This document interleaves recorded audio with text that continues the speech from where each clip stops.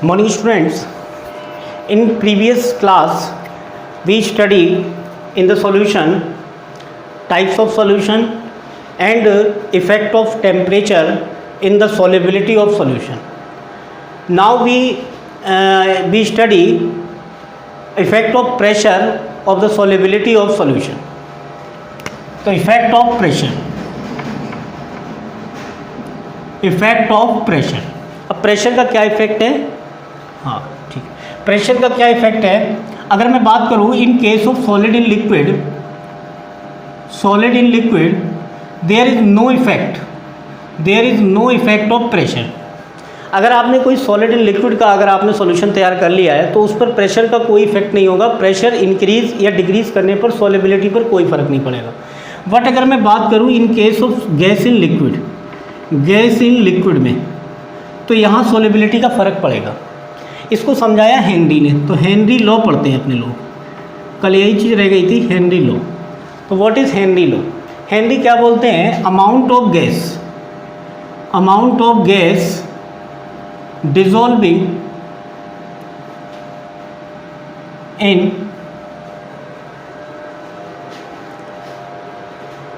solvent, dissolve in solvent, pressure is proportional to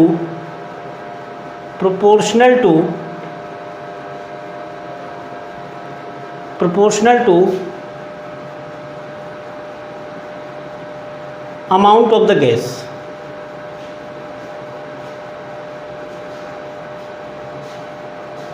simple सी उसने बात ये कही थी कि अगर मान लीजिए मैं यहाँ पर, जैसे मान लीजिए मैं यहाँ पर बात कर रहा हूँ, यहाँ पर मैं CO2 या कार्बन डाइऑक्साइड या कोई अदर गैस यहाँ पे फिल कर रहा हूँ इस लिक्विड के अंदर, तो अगर मैं प्रेशर को इंक्रीज़ कर दूँगा तो और ज़्यादा अमाउंट हमारी कार्बन डाइऑक्साइड का डिज़ोल्व किया जा सकता है.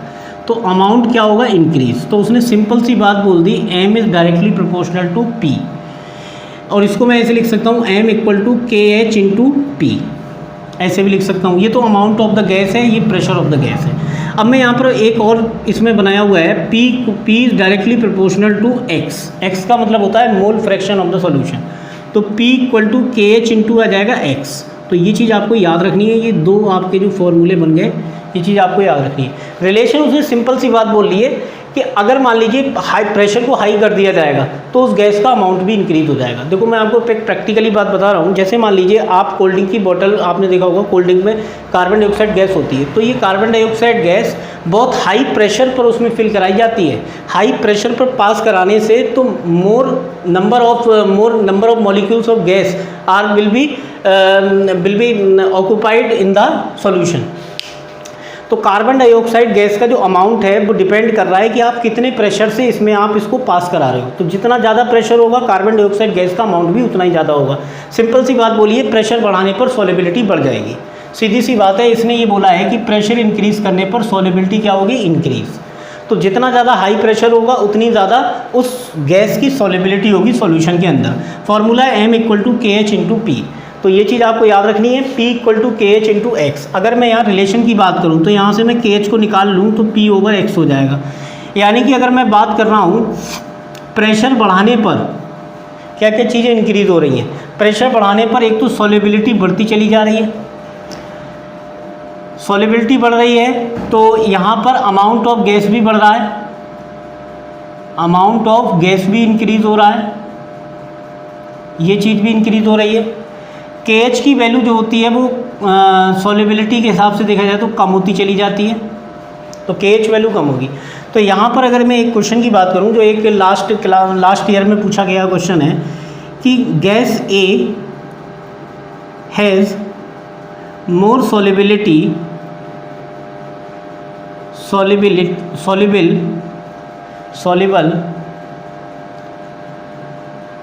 Gas A has more soluble than B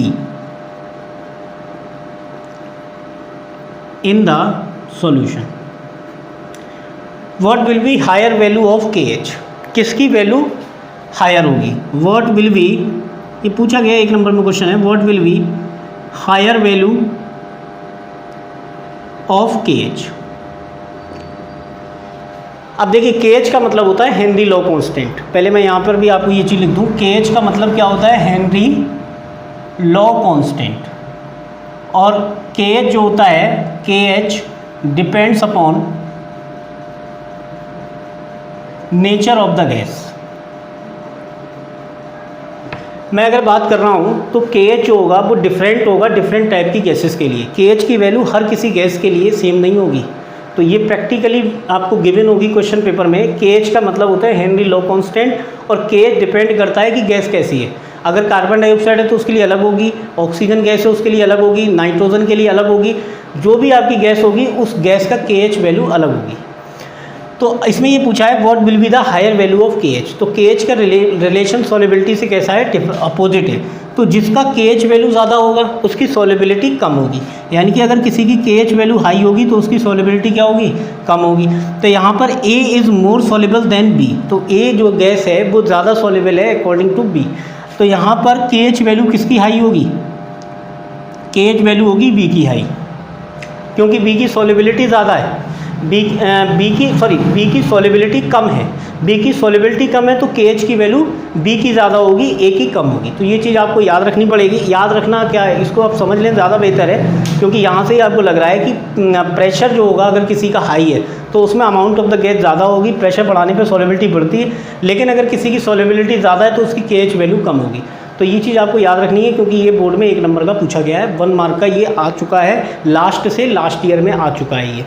ये चीज़ आपको याद रखनी है, बहुत इंपॉर्टेंट है। ये हेनरी लॉ कांस्टेंट, इन 2 फॉर्मूलाज पे डिपेंडेंट न्यूमेरिकल्स में कराता हूँ और इन पे डिपेंडेंट क्वेश्चंस पूछे जाते हैं। तो ये चीज़ आपको समझनी पड़ेगी। न्यूमेरिकल बहुत इंपॉर्टेंट है इनके, तो ये चीज़ आपको याद रखनी पड़ेगी। नोट डाउन कर लो जल्दी जल्दी। हाँ, तो इसकी कंडीशन और कर लो, दोबारा नहीं करा रहा हूँ, वो भी तो वीडियो पे भी तो आना है। हाँ, तो एक बार और कर लो। कंडीशन क्या है कि जैसे मान लीजिए कंडीशन ऑफ प्रेशर या फिर हेनरी लॉ की जो कंडीशंस हैं वो कंडीशन यहाँ मैं बता रहा हूँ। कंडीशन ये है कि जैसे pressure should be very high. Pressure कैसा होना चाहिए, हाई होना चाहिए, क्योंकि हाई प्रेशर से अगर किसी गैस को आप किसी लिक्विड में पास करा रहे हो तो उस गैस की सॉल्युबिलिटी ज़्यादा होगी। Temperature should be very low. Temperature बहुत कम होना चाहिए। Gas and liquid should not be react with each other. Gas और लिक्विड आपस में रिएक्शन नहीं करने चाहिए। ऐसा ना हो कि आपने गैस को पास कराया है उस लिक्विड के अंदर और लिक्विड के अंदर जाने पर वो गैस उसके साथ रिएक्शन कर रही है और रिएक्शन करके कोई अदर कंपाउंड बना रही है। तो इससे भी क्या होगा, इससे भी ये होगा सॉल्युबिलिटी डिक्रीज हो जाएगी। तो ये 3 कंडीशन ऐसी हैं जो होनी चाहिए हेनरी लॉ के हिसाब से। अगर आप किसी सॉल्यूशन को तैयार कर रहे हैं तो इन 3 कंडीशन को आपको ध्यान रखना है। जो आप सॉल्यूशन किसी गैस इन लिक्विड का आप कर रहे हो तो उसमें ये 3 कंडीशन फॉलो होनी चाहिए। पहली कंडीशन, प्रेशर हाई होना चाहिए। प्रेशर हाई होगा तो उस गैस को और ज़्यादा अमाउंट में सॉल्युबल किया जा सकता है। Temperature should be very low. Temperature कम रखना है, जितना टेम्परेचर कम होगा उतना ही ज़्यादा बेहतर है, क्योंकि जब मैंने बताया था कि ऑक्सीजन गैस की जो सॉल्युबिलिटी वाटर के अंदर है वो कोल्ड वाटर में ज़्यादा होती है और हॉट वाटर में कम होती है। गैस और लिक्विड आपस में रिएक्शन करके कोई कंपाउंड ना बनाए, क्योंकि अगर आपस में रिएक्शन करके कंपाउंड बना रहे हैं तो डेफिनेटली फिर कंपाउंड बनेगा तो उससे सॉल्युबिलिटी डिक्रीज हो जाएगी। अगला इसकी हेनरी लॉ की एप्लीकेशन से, ये एप्लीकेशन याद रख लीजिए, इसमें से भी कई बार क्वेश्चन पूछा गया है। जैसे सोडा वाटर मेकिंग, जब आप सोडा वाटर को बनाते हैं, जैसे आपने सोडा वाटर के लिए कोई बॉटल ले ली, उस बॉटल में वाटर है, अब आप उसमें कार्बन डाइऑक्साइड हाई प्रेशर से पास कराएंगे और कंडीशन क्या होंगी, यही 3 कंडीशन। यानी कि उस सोडा वाटर में वाटर है, ठीक है, जैसे कोल्ड ड्रिंक की बॉटल में क्या है, वाटर। अब उस वाटर में आप कार्बन डाइऑक्साइड गैस को पास करा रहे हो हाई प्रेशर पर, हाई प्रेशर पर पास कराना है। दूसरा, उस सोडा वाटर जो आप बना रहे हो लिक्विड, तो उस लिक्विड का टेम्परेचर बहुत लो होगा। और तीसरी कंडीशन थी, जो वाटर है वो उस कार्बन डाइऑक्साइड गैस के साथ रिएक्शन ना करे। तो रिएक्शन नहीं करेगा तो डेफिनेटली फिर आसानी से सॉल्यूशन तैयार हो जाएगा। तो ये चीज़ आपको याद रखनी है। एप्लीकेशन में सबसे पहली एप्लीकेशन है soda water making. Soda water making बनाने में इस हेनरी लॉ का यूज़ किया जाता है। कैसे किया जाता है, high pressure will be required for carbon dioxide gas. Carbon dioxide gas को बहुत हाई प्रेशर से उस लिक्विड के अंदर पास कराया जाता है।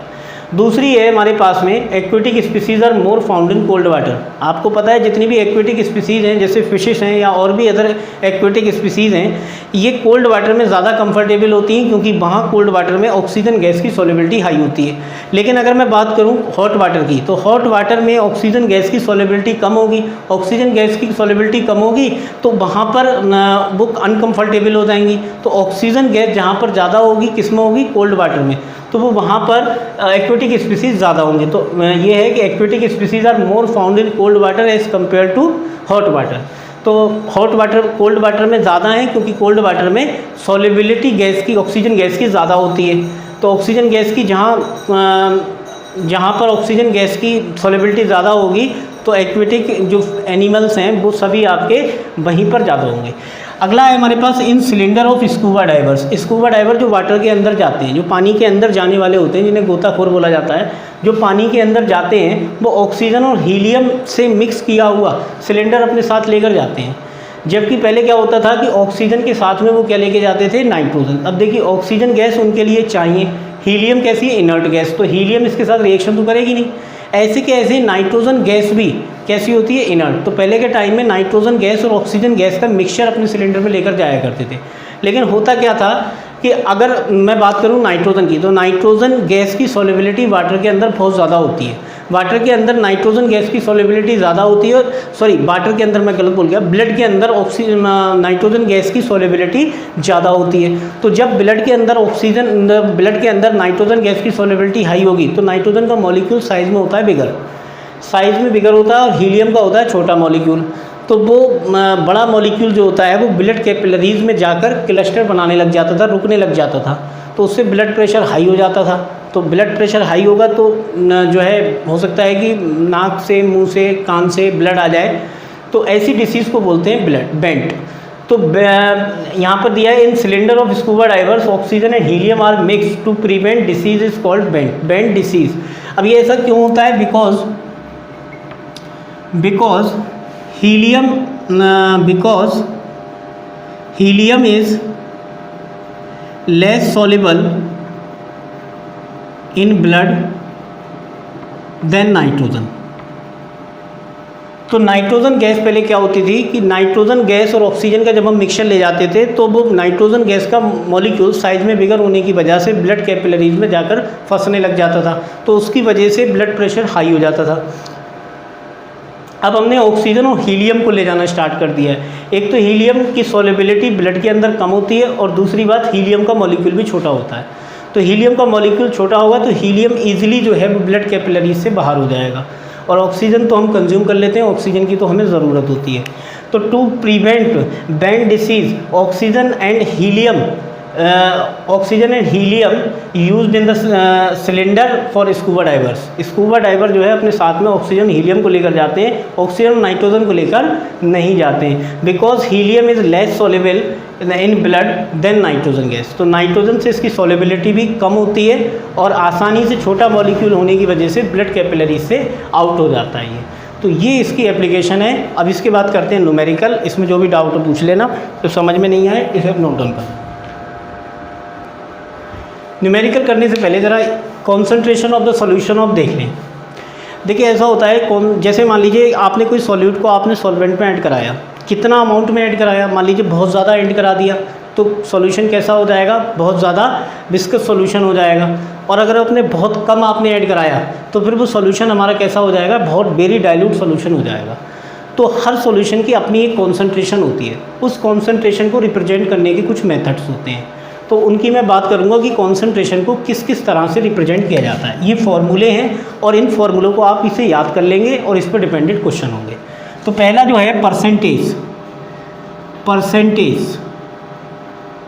मेथड है। पहला तो परसेंटेज मेथड में परसेंटेज वेट बाय वेट, यानी कि जो ऐसे सॉल्यूशन है जिनमें सॉलिड में सॉलिड आपने मान लीजिए फ्यूज़ करा के आपने मिक्स करा दिया हो, तो परसेंटेज वेट बाय वेट कैसे लेते हैं, वेट ऑफ सॉल्यूट, और ये आप किस में लेंगे, ग्राम में। और क्या आता है, weight of solvent into 100। Percentage है तो 100 तो लेना ही पड़ेगा। अब हमारे पास है परसेंटेज वेट बाय वॉल्यूम, तो इसमें क्या होता है, वेट ऑफ सॉल्यूट, और ये किस में होगा, ग्राम में। और यहाँ पे क्या हम ले रहे हैं, हम वॉल्यूम ऑफ सॉल्यूशन, और ये किस में लेंगे हम, ये सॉल्वेंट नहीं है, ये सॉल्यूशन ही मान लो पूरा, इनटू 100। ये आप चाहें तो ml में ले लें, कोई बात नहीं है। इसके बाद है परसेंटेज वॉल्यूम बाई वॉल्यूम, तो वेट वॉल्यूम ऑफ सॉल्यूट, और ये भी आप किस में लेंगे, ml में, और अपॉन में, हाँ दिखाई दे रहा, ठीक है, वॉल्यूम ऑफ सॉल्यूशन, ये भी आप किस में ले रहे हैं, ml में, इनटू में 100। तो ये 3 जो फॉर्मूले हैं वो आपको याद करना है, परसेंटेज मेथड है ये, इसके हिसाब से ये भी कॉन्सेंट्रेशन को रिप्रेजेंट करेगा। इसके बाद जो हमारे पास है वो बहुत इंपॉर्टेंट है, ये पहला था, आगे मैं सेकंड कर दे रहा हूँ। जैसे मान लीजिए मोलारिटी इज रिप्रेजेंटेड बाई इस capital M। What is meant by molarity? Fan बंद कर दो यार, बोला था मैंने, इतनी बार मैं बोल चुका हूँ, फैन बंद कर दिया करो। मोलारिटी, तो मोलारिटी का मतलब होता है नंबर ऑफ, अरे भाई ये तो कहानी गड़बड़ हो गई, एक मिनट जरा मैं सही कर दूँ।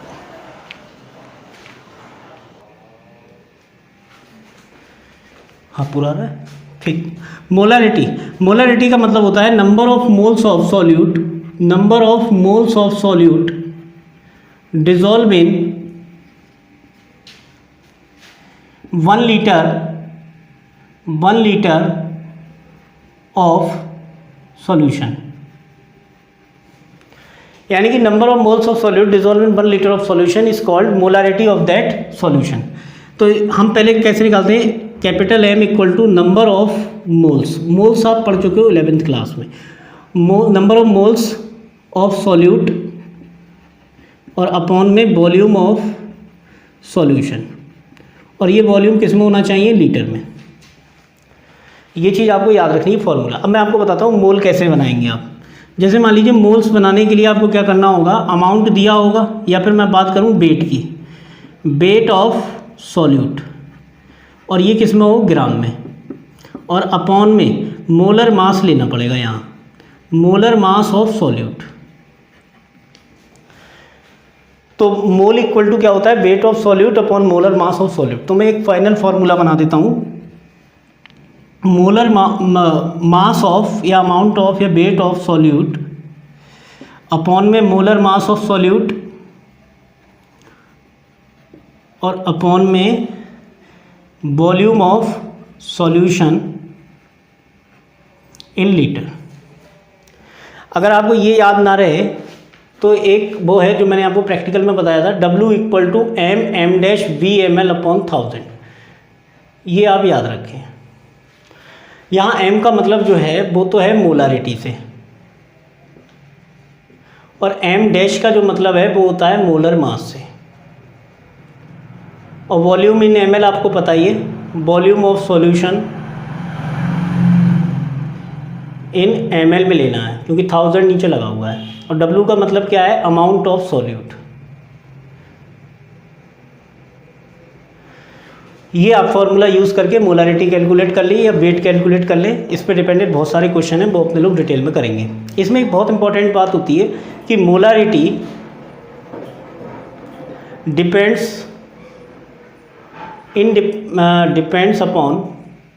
डिपेंड्स अपॉन टेम्परेचर, यानी कि टेम्परेचर चेंज करने पर मोलारिटी चेंज हो जाएगी, इसका मतलब ये है। तो ये कैसा है, it is dependent on temperature. तो ये बहुत अच्छा मेथड तो नहीं है क्योंकि ये टेम्परेचर पर डिपेंड कर रहा है, टेम्परेचर वेरी करेगा तो मोलारिटी वेरी कर जाएगी, लेकिन जो है ये आपको ध्यान रखना है, मोलारिटी डिपेंड्स अपॉन टेम्परेचर। हो सकता है कि आपसे ये पूछ लिया जाए कि मान लीजिए मल्टी चॉइस क्वेश्चन में which of the following are dependent upon temperature, तो आपका एक ही ऐसा है जो डिपेंडेंट है, वो होता है हमारे पास मोलारिटी। क्योंकि इसके आगे की जो मैं करा रहा हूँ जैसे मोलारिटी, मोल फ्रैक्शन, ये डिपेंडेंट नहीं होते हैं, ये इनडिपेंडेंट ओवर टेम्परेचर होते हैं। हाँ, तो थर्ड हमारे पास है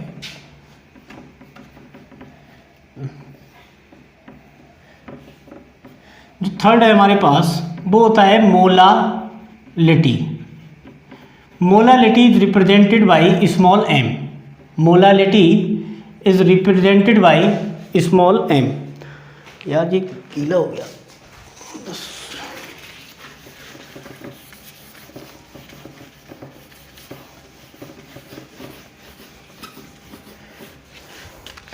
हाँ, तो थर्ड हमारे पास क्या है, मोलालिटी। तो molality is represented by small m. Molality की डेफिनेशन भी इसकी सिमिलर ही है कि number of moles of solute dissolve इन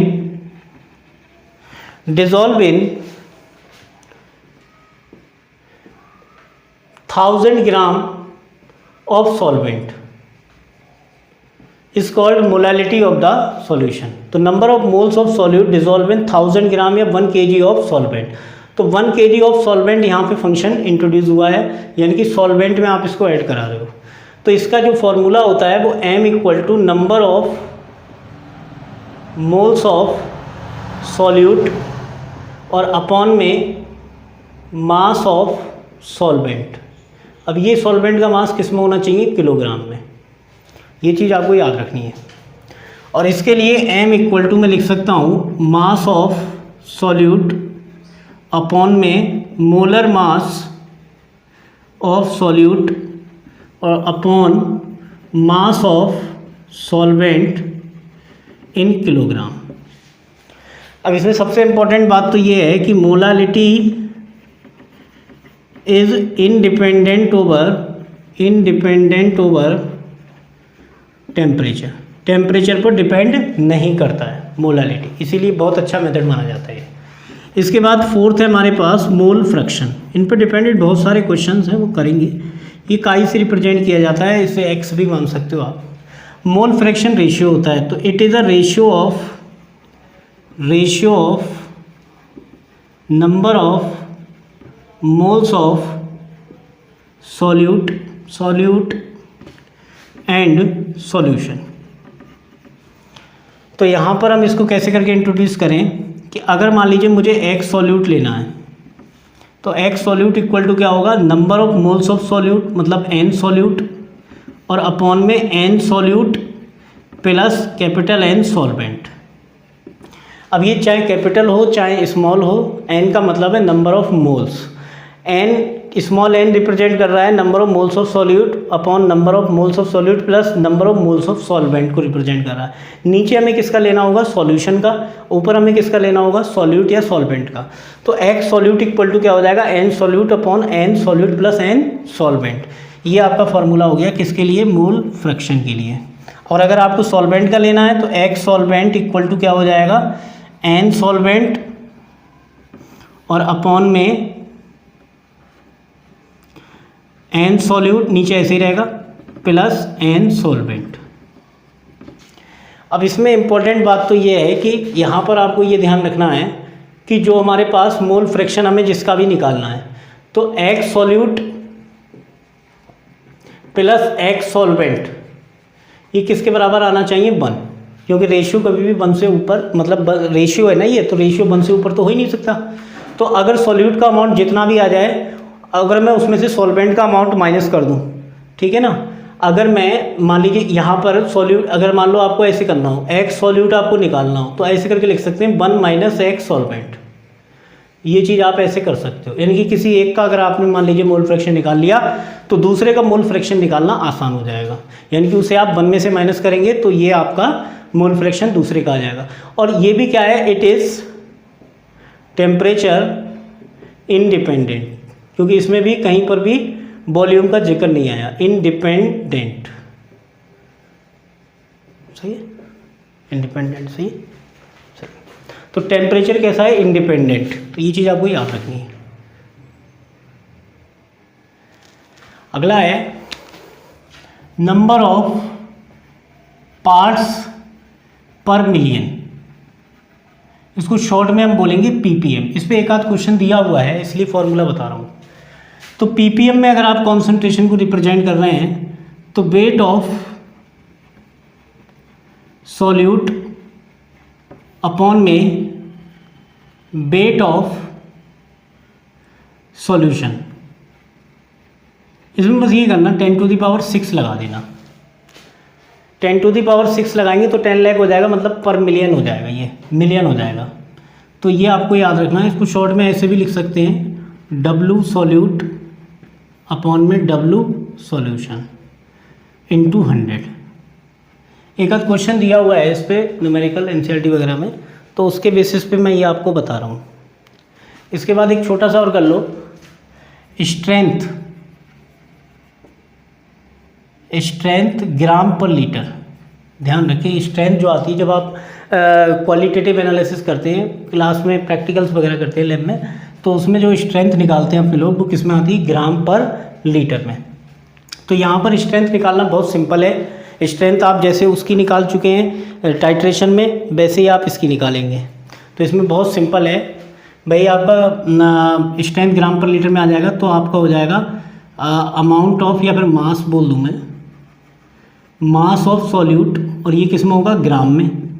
और क्या आ जाएगा? वॉल्यूम ऑफ सॉल्यूशन, ये किस में आ जाएगा? लीटर में। तो ये आपका फाइनली किस में आ जाएगा? स्ट्रेंथ ग्राम पर लीटर में। तो ये चीज़ आपको याद रखनी है, ये न्यूमेरिकल में काम आएगा।